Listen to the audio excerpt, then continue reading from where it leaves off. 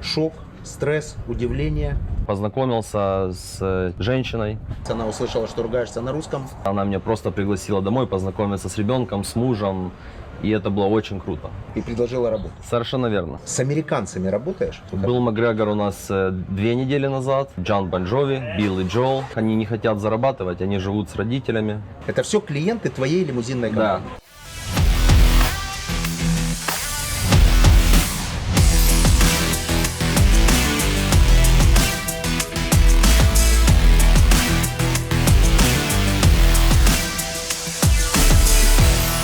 Всем добрый день.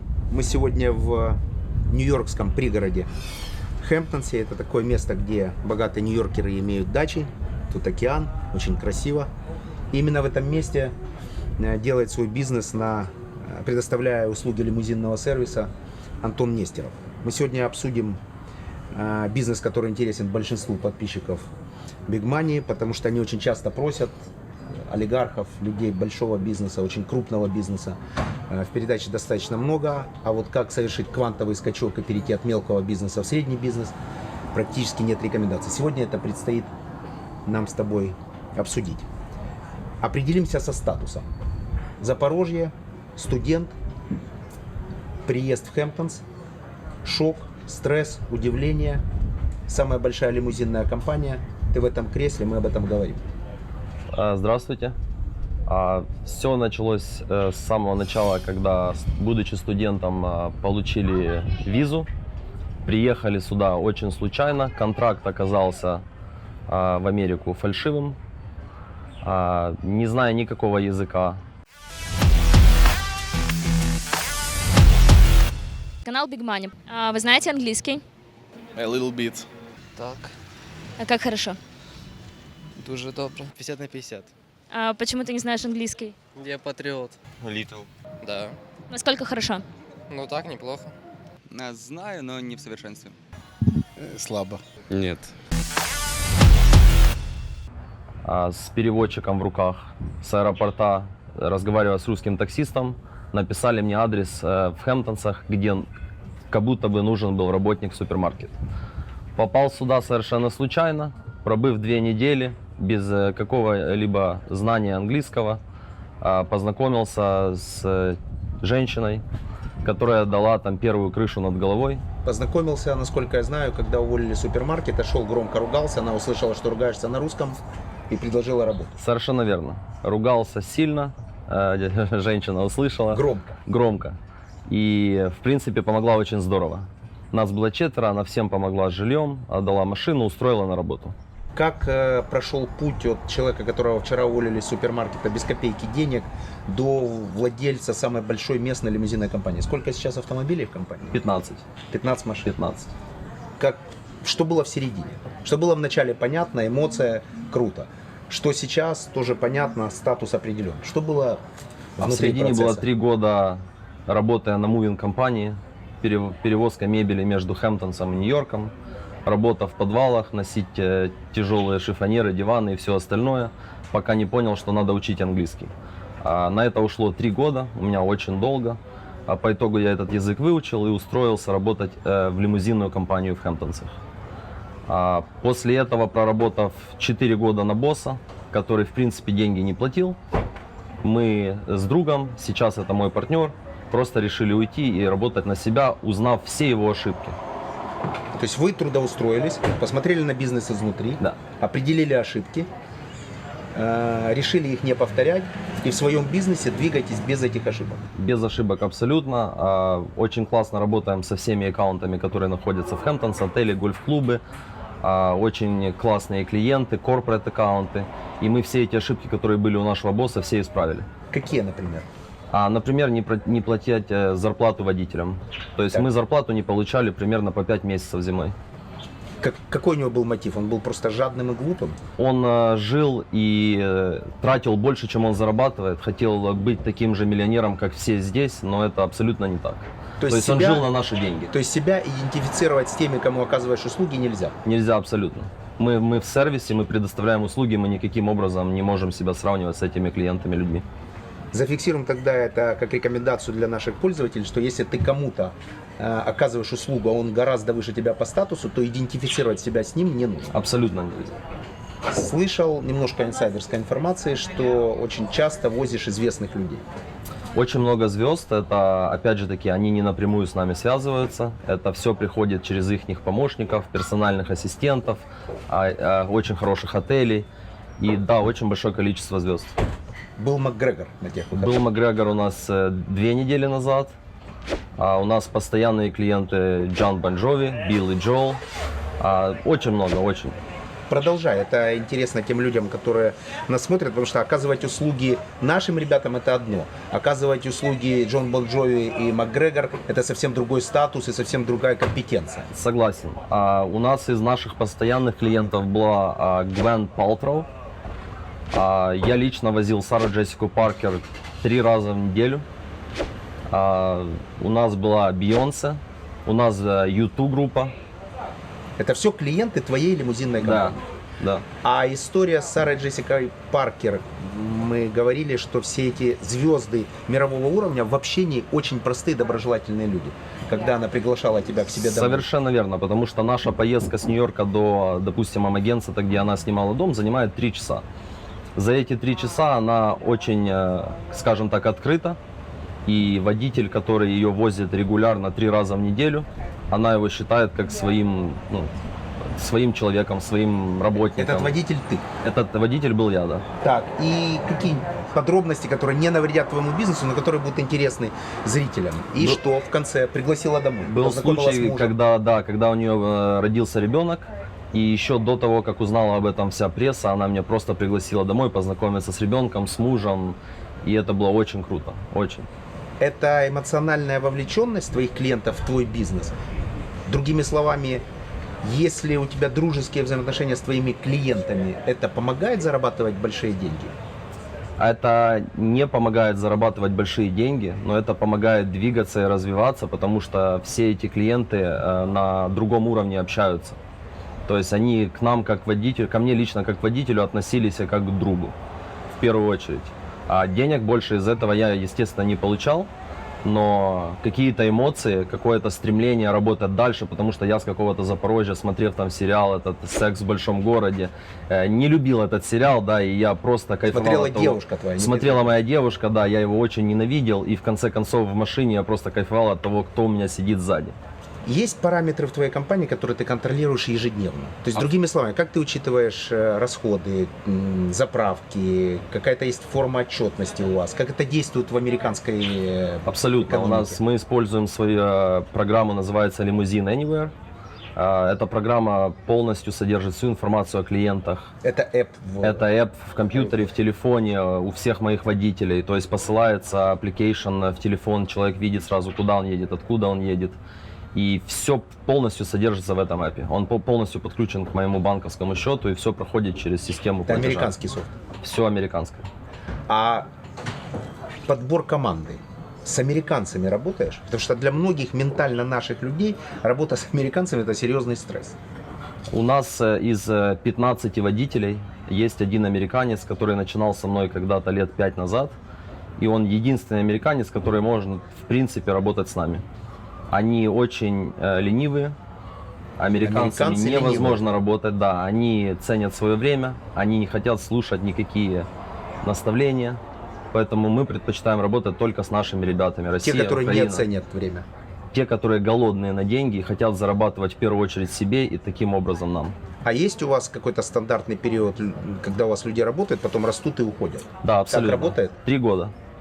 3 года. 3 года Пришел, человек отработал, приходит к ушел. нам, он растет в зарплате, он растет в статусе, он получает лучшие клиенты, лучшие работы. Проходит 3 года, он все равно уходит. Слышал о каком-то парне, который буквально 2 недели появился тут, без знания языка, в первый день уже заработал $400. $400. Да. В первый день, без знания Первый языка. день, да. Он получил американские права, он приехал с Киева, мы его сразу же взяли на работу и очень довольны. Делает все очень классно. А американцы не хотят слушать наставления, потому что уверены, что они лучшие бизнесмены в мире? Потому что, во-первых, они не хотят зарабатывать, они живут с родителями, или просто их устраивает зарплата в $30 000 в год. То есть они не голодные. Они не голодные, они не хотят работать, они не хотят развиваться. Ты можешь сообщить людям, которые смотрят, что ты ждешь всегда водителей, которые готовы возить Сару Джессика Паркер за $400.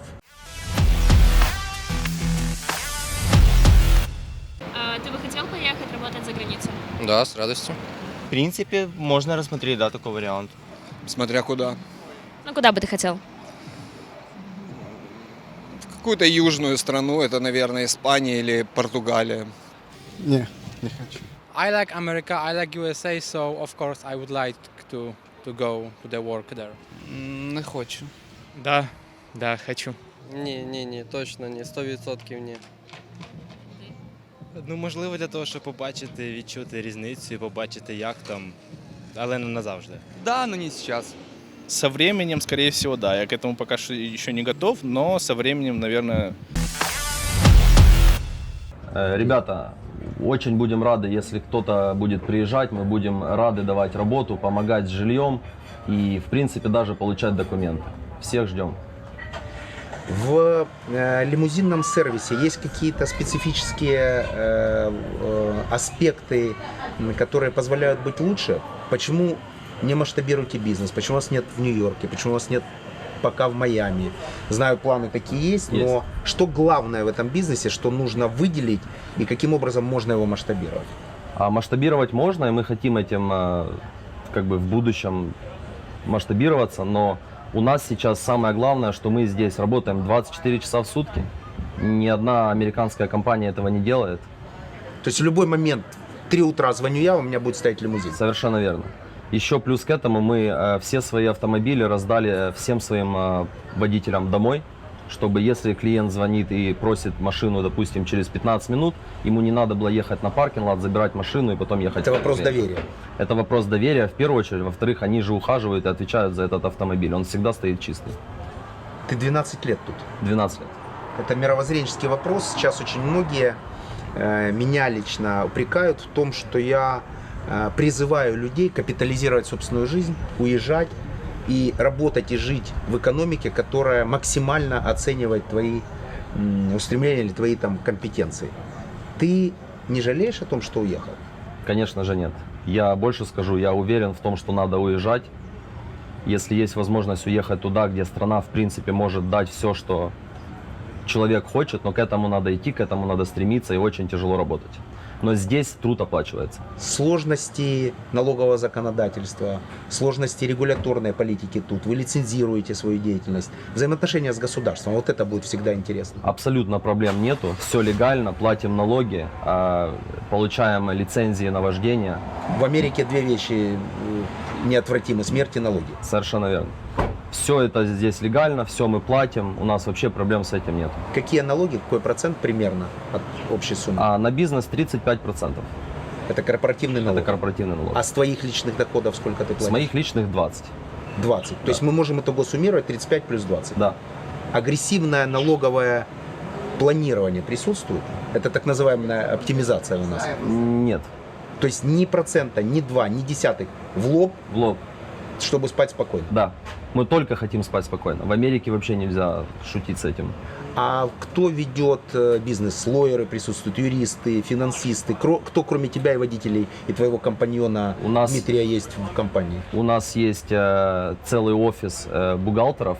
Это не наш офис, но мы им платим фиксированную сумму в год за ведение нашего бизнеса. То есть вашу и еще много других компаний. О, совершенно верно. Ошибок не допускают. Не допускают. То есть формула, когда у тебя не внутренний корпоративный бухгалтер, а внешний, работает в Америке? Работает в Америке отлично, они за всем следят, они обо всем напоминают, они полностью все отчеты делают за меня. Какие-либо смешные случаи, инциденты, нестандартные ситуации у водителя, который возит мировых звезд, были? Было много нестандартных ситуаций, такие, чтобы без проблем рассказывать. Ну, в принципе, кроме того, что там некоторые звезды приглашали домой на вечеринки, они также имеют свойство очень классно гулять, и я их потом в машину ношу на руках. В буквальном смысле этого В слова? буквальном смысле этого слова. Так, ну спрашивать фамилии, вернее, Нельзя я их знаю, но в камеру, конечно, мы этого делать не будем. Я понял, о чем речь. Значит, Хэмптонс – это курортное место, которое функционирует 3 месяца в году. Да, с 1 июня по 30 сентября. Июнь в последние года отпал, поэтому да, июль, август, сентябрь. В это время у вас нет выходных. В это время мы работаем все без единого выходного, и люди у меня, которые работают, не берут ни одного. Ты бы смог работать 3 месяца подряд без выходных, а иногда по 19-20 часов в сутки? Да. А кем работать? Водителем. Окей, почему нет? Нет, я против этого. I think it could be very, very difficult. Нет. Не. Но я человек деталей, мне важна сумма на самом деле. Если бы это была моя любимая работа, которая приносила мне удовольствие, тогда да. Это очень тяжело и небезопасно. Нет, не мог. Это противоестественно. Ну, смотря какая работа. Тяжелая или если не тяжелая. Сколько в сутки часов они работают? Я слышал, что есть сутки, в которых вы работаете 19-20 часов. Бывает и больше. То есть человек, который может поспать в машине, когда ждет клиента час-два, он в принципе перезаряжается. И если он готов работать дальше, то мы не против. Это разрешено американским законодательством? Это не разрешено американским законодательством, но никто не может просчитать количество часов, которые водитель может поспать Или поработать? или поработать. Ты только что сказал, что вообще не нарушаешь американское законодательство. Через минуту ты говоришь, это нарушает американское законодательство, но никто этого посчитать не может. В плане налогов и всей бухгалтерии мы, конечно же, не нарушаем, но бывают нестандартные ситуации, когда клиент заказал машину на 5 часов, мой водитель до этого проработал всего 5, легально он может работать 12, и человек решает поехать куда-то очень далеко, и мы просто не можем поменять водителя. Он доезжает до финальной точки, там он спит в машине, в отеле, где... То есть сила наших людей в Америке в том, что они иногда что-то могут нарушить для эффективности бизнеса, то, что не выходит за рамки морали. Конечно, И это дает в том числе ключевое преимущество перед другими. совершенно верно. У вас тут конкуренты кто? У нас здесь конкурентов примерно еще 6 компаний, кроме нас, которые намного старее нас и одна даже больше нас. Одна пока больше. Одна компания больше нас. Когда планируете обогнать ее? Мы, в принципе, обогнали уже по объему работы, даже с меньшим количеством машин, тем, что мы делаем огромное количество работ, в принципе, с нашими 15 машинами без остановки. На каких машинах работаете? Работаем, у нас есть Линкольны, МКТ, у нас навигаторы, у нас Cadillac Escalade, у нас Sprinter Mercedes, у нас есть длинный стретч-лимузин. Слышал о том, что вы собираетесь запустить еще вертолетную линию из Манхэттена сюда. Есть такой план, потому что все наши клиенты прилетают в эти частные аэропорты, и мы их забираем здесь и отвозим обратно же. Поэтому, в принципе, не вижу никаких препятствий для того, чтобы запустить свою компанию. Наш с тобой родной город Запорожье. Антон всегда был учеником активным, не всегда послушным, но учился он хорошо, старался, был достаточно интересен и в ответах, и в своих мнениях. И я, в общем-то, не удивлена, что сейчас в другой стране он хорошо успевает, и у него наладилась жизнь. Антон, в общем-то, мнение папы очень ценил, переживал, и поэтому к собранию родительскому всегда очень старался, чтобы все было хорошо. Какие успехи у него в школе были? Достаточного уровня, переводя на язык современной Украины. А вот вы встречались с ним после окончания? Значит, я сейчас не могу быстро вспомнить. Мы встречались после школы один раз. Он на тот момент был в Запорожье. Ну, это, конечно, было в первые несколько лет. После 2002 год, скажем, плюс пару лет. 2004, может быть. У нас были хорошие отношения. Я не удивлена, что он вспомнил. Спасибо большое. Да. Тут целая колония или диаспора, или комьюнити запорожцев, что редко, в общем, бывает. Это достаточно провинциальный город, не столичный. Как-то общаетесь между собой, поддерживаете друг друга. Вы одна семья, вы друзья, кто вы, сослуживцы, ты для них босс. Как происходит внутреннее общение в компании? Мы всегда, знакомясь с любыми людьми из Запорожья, стараемся дружить и общаться. Это наша семья. Я им ни в какой мере не босс. В моменты работы это чисто деловые отношения. После работы мы очень классные друзья, и мы хотим расти вместе. Я слышал о том, что ты ездишь на BMW, Да. и твой BMW твоя машина оформлена в Uber, Да. и ты иногда, чтобы понять, как работает твой большой конкурент, работаешь как обычный водитель Uber. Да, правда? пробовал несколько выходных. Сейчас вот. Сейчас В статусе акционера номер 1 компании лимузинной в Хэмптон. Да, потому что многие водители, когда проходят интервью, спрашивают про наши зарплаты, спрашивают, не выгоднее ли им пойти работать на Uber. Чтобы не рассказывать никакие истории, я лично ездил 3 выходных с утра до вечера на своей машине и пробовал, насколько это выгодно водителю. Сколько заработал? Заработал за 6 часов $100, работая на своей машине, на своем бензине, со своей страховкой. Как тогда Uber находит тут водителей? А Uber работа предназначена только для тех, у кого есть постоянная работа и на выходных есть подработка. То есть, если человек хочет работать на этом full time каждый день с утра до вечера, он не заработает деньги. То есть Uber в Америке это для тех, кто подрабатывает в выходные? Да. И тем не менее не закрывают количество машин? Они берут объемом и, естественно, ценой. А как ты побеждаешь Uber? Почему мне, например, не приехать, то есть я получил от тебя классный лимузин, скидку, хорошего водителя, из Запорожья, кстати, Да. тоже, и с большим комфортом приехал сюда. Но как ты собираешься побеждать других людей, их стремление приехать сюда на Uber? Ты дешевле, ты лучше, ты качественней. Мы дешевле на длинные дистанции. У нас лучше машины, чем у Uber. У нас водители все, хоть мы из Украины, из Запорожья, мы все здесь живем, мы знаем местность лучше любого другого приезжего. Поэтому наши клиенты не ездят на Uber. У нас очень high-end клиенты.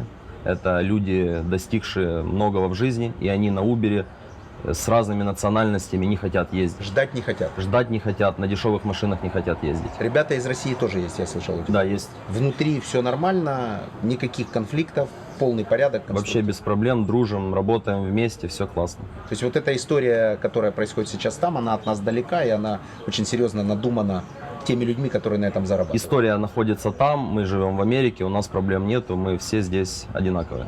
Как сможешь спрогнозировать, где будет твоя компания через 5 лет? Кто вы через 5 лет? Через 5 лет, как минимум, я думаю, что мы будем иметь свою компанию в Майами и в Манхэттене, в Нью-Йорке. Сколько будет машин? Много. Много не ответ. Бизнес описывается языком цифр. Минимум 100. 100 машин 100 через 5 машин лет? через 5 лет. Мы зафиксируем это обещание тебе самому. Да. 100. И твоему компаньону. У вас 50 на 50? У нас 50 на 50. Взаимоотношения друг с другом. Нет ли конфликтов? Сложно? Какие подводные камни? Что посоветуешь людям, которые смотрят передачу? Компаньон это хорошо? Или это нагрузка? Или это обуза? Может, нам повезло, но мы работаем без каких-либо конфликтов. Было парочку в начале, мы их уладили. У нас одинаковое мышление, мы вместе хотим развиваться, мы вместе хотим работать. И компаньон это супер. Я всем буду рекомендовать, кто будет начинать бизнес, как минимум в этой стране, иметь компаньона. Потому что это... Потому что один я бы просто не вытянул все это. Это вопрос очень... контроля, развития. Это вопрос контроля и развития. Внутренней конкуренции где-то. Конкуренции нет, но мы отвечали с самого начала на телефон. Очень многое количество звонков. И просто если не иметь партнера и не меняться морально, физически. Что бы посоветовал себе 20-летнему? Ты. Вот если бы встретил себя, ты и тебе 20 лет, что бы ты сказал? Посоветовал бы себе сразу выучить английский язык как можно быстрее. То есть английский язык? Очень важно. Если нет языка, если это нет языка, то лучше снижает сюда капитализацию на 90%, так? 95. Только что пристегнуться нужно, правильно? Нужно, я понимаю? конечно. Какой штраф в Америке за то, что не пристегнуться? 150. $150, недорого. Только что был финал чемпионата мира, мы смотрели с тобой, и какой-то парень, который поставил огромные деньги на Францию, очень сильно радовался, выпил несколько коктейлей. И, в общем, штормило его серьезно, и определили, что в такой гостинице, а мы тут живем в лучшей гостинице, которая есть, человек за там, $20 тысяч так радоваться не будет. Скорее всего, это суммы, исчисляемые сотнями тысяч долларов, то, что он выиграет на этой ставке. И как только ты это увидел, и мы это обсудили, ты тут же пошел к нему, предложил ему визитку и сказал: первая поездка бесплатна, работаем в моем лимузинном сервисе, так? Да. Это называется предприимчивость? Нет, это более, скажем так, не предприимчивость, конечно же, но это socialize, это общение в первую очередь со своими клиентами. То есть при каждой любой возможности, находясь где-то в обществе, это просто необходимо делать.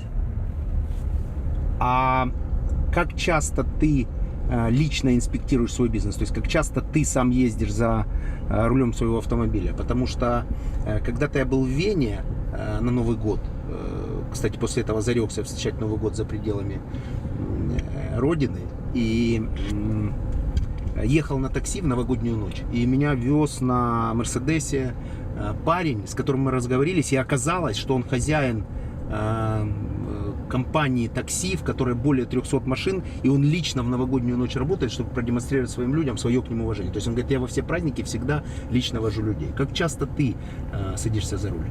Первые 3 года это было регулярно, буквально 5 раз в неделю, 5 поездок минимум на всех новых клиентов. Сейчас же у нас есть очень наши хорошие постоянные клиенты, которых я вожу ради удовольствия, общения, узнать, как у них дела, и они то же самое хотят спросить у меня, поэтому минимум 2 раза в неделю. Я слышал, что вчера, когда мы перемещались с небольшим эскортом автомобильным, водитель, который нас вез, говорит, я за ним не поеду, потому что он ездит быстро и обычно нарушает. Так сказал твой водитель. Ты нарушаешь американские правила дорожного движения? Слегка и только когда я один. Без клиентов, без любых пассажиров.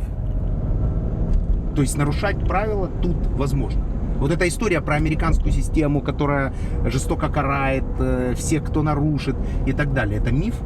Нет, это не миф. Почему? На каждое правило есть определенный сегмент, когда можно нарушить. То есть, если ограничение скорости 30 миль в час, я могу с большой уверенностью ехать 40. То есть теория разумной достаточности? Совершенно верно. То есть, если все логично, полицейский тебя отпустит? Отпустит. Во-первых, отпустит, потому что я local, то есть я здесь местный. Во-вторых, у меня здесь есть бизнес, они все знают, что мы лимузинные водители, которые стараемся быстрее увезти людей, быстрее забрать, то есть иногда нам приходится... Они относятся с пониманием? Очень. Взятки приходилось давать? Нет, никогда. Тюрьма за это. Ты не предлагал? Предлагал, но не взяли? Не предлагал и никогда не слышал, чтобы кто-либо предлагал. Тебя узнают в Хэмптонсе на улицах и в ресторанах. Вчера я был свидетелем такой ситуации. Это что? Это популярность, это узнаваемость просто, это твои клиенты. Как это происходит? Это все люди, которые используют наш сервис, то есть это хозяева ресторанов, это ихние менеджеры, то есть это все люди, которые живут здесь круглый год, и мы просто пересекаемся, потому что я хожу к ним в ресторан, они используют мой сервис. Скажи, при каких-либо условиях у тебя могут появиться клиенты, которым ты откажешь, несмотря на высокую стоимость заказа? Да, конечно. Такие случаи были? Такие случаи были. Были очень неадекватные клиенты, которые ругались, которые водителей пытались вытолкнуть с машины, которые хотели использовать какие-либо наркотики. Мы с такими не работаем. Потому что они снижают имидж компании? Потому что они относятся очень плохо, в первую очередь, к водителям, унижают их. Так это не клиентоориентированность, правильно я понимаю? Да. Можно назвать это не клиентоориентированность? Это не наши клиенты. То есть ты, другими словами, есть такой Арам Нацаканов, парень, очень успешный ресторатор в России, и он говорит, что если мой официант сделал что-то не так или неправильно, то я всегда буду на его стороне, а не на стороне клиента, потому что он моя команда. Если он уже что-то нарушил, значит, точно клиент довел его до этого состояния. Твоя позиция в этом вопросе, если клиент жалуется на твоего водителя? Нет, я всегда же на стороне клиента. Есть разные ситуации. Но за своих водителей я тоже буду нести ответственность. И мои ребята, в принципе, довольно выполняют свою работу грамотно и честно. И то есть, если они мне говорят, что такого не было, значит, я стану за них. Вот конфликт, конкретная модель. Есть конфликт пассажира, то есть твоего клиента, и твоего водителя. Будешь разбираться, либо заведомо ты на стороне своего водителя, либо заведомо на стороне клиента. Была одна история. Есть такой человек, он хозяин компании Miramax Film. Miramax, да, это не помню фамилию, но была такая ситуация, когда наш водитель его вез, и он попросил включить какую-то станцию на спутниковом радио. Естественно, водитель просто не знал, какой номер этой радиостанции, на что он начал хамить и выгонять его из-за руля. В данной ситуации я абсолютно выслушал своего клиента, извинился и своему водителю просто то же самое извинился за то, что у меня такой клиент. То есть ты расстался с клиентом? Я расстался. Нет, конечно же нет. Это был очень крупный клиент, это очень известный человек. Я просто извинился перед клиентом за то, что мой водитель не смог настроить нужную станцию. И что, каким образом ты дальше предполагаешь устранять подобные инциденты? Что, будут знать наизусть станции? Да, это тоже было у нас обговорено в компании, потому что зачастую клиенты не знают, какие станции они хотят слушать. Язык сейчас в совершенстве у тебя? Грамматические ошибки есть, но абсолютно полностью свободно разговариваю, понимаю. Обсуждали вчера, что поскольку тут много китайцев, индусов и других приезжих, которые не идеально владеют языком, то твой корявый немного английский им подходит. Совершенно верно. Люди прилетают с Европы, с Бразилии, с разных частей Америки. Это довольно-таки успешные, богатые люди, которые сами не владеют английским либо вообще, либо в совершенстве. Поэтому наш акцент их совершенно не пугает, они нас воспринимают за европейцев и очень классно относятся. Когда хотите поговорить по душам, с американцами это сделать невозможно. Это люди другой культуры, другого воспитания. Я не говорю, что это плохо, просто они другие. Вы что, собираетесь, сидите борщ и пьете водку и разговариваете по душам? Как это происходит? С американцами по душам мы не разговариваем, потому что, опять же таки, это другая культура, это другой менталитет. Но если хочется поговорить по душам, у нас есть наши земляки, наши ребята с одного города, с которыми мы выросли, учились вместе. И тогда проблем просто нет.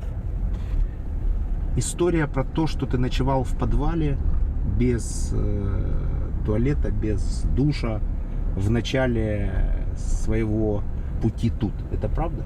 Да, абсолютная правда. Это не только была история о подвале. Все началось с 2 ночей на остановке, где привезла меня электричка.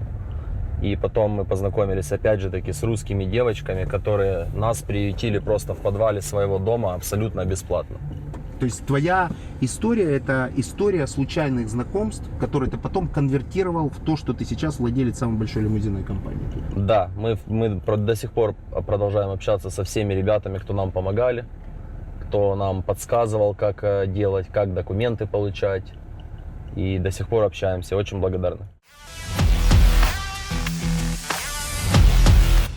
Хэмптонс, Да. берег океана, воздух, соленый ветер. Стоило пройти все тяготы, лишения, стрессы для того, чтобы стать крупным достаточно предпринимателем по американским меркам тут? Да, конечно. Если бы еще раз была возможность пройти то же самое, прошел бы не задумываясь? Прошел бы не задумываясь, возможно, намного быстрее. А что посоветуешь тем людям, которые находятся там, условном там, где все проще, где все понятно, где рядом родственники, друзья? Переезжать ли им, испытывать ли стресс, волноваться ли, почувствовать несколько раз себя унизительно, без языка, в чужой стране, в чужой культуре, чтобы пройти путь? Он от этого, каждый шаг этого пути более ценен? Да, конечно. Я считаю, что надо уезжать с точки комфорта, которая есть там с маминым, с маминой поддержкой. Уезжать как можно в раннем возрасте, когда это переносится намного легче, как мы переносили в 22 года, с 21 и до 33.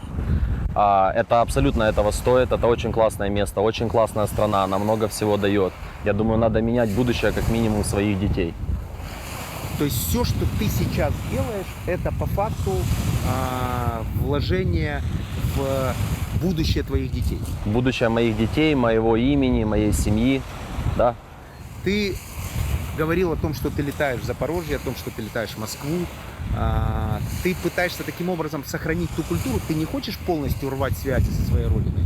Ни в коем случае рвать я ничего не собираюсь, и я очень люблю свою страну, и я очень рад, когда я прилетаю в Запорожье, я вижу родственников, я вижу друзей, я хочу их всех забрать оттуда.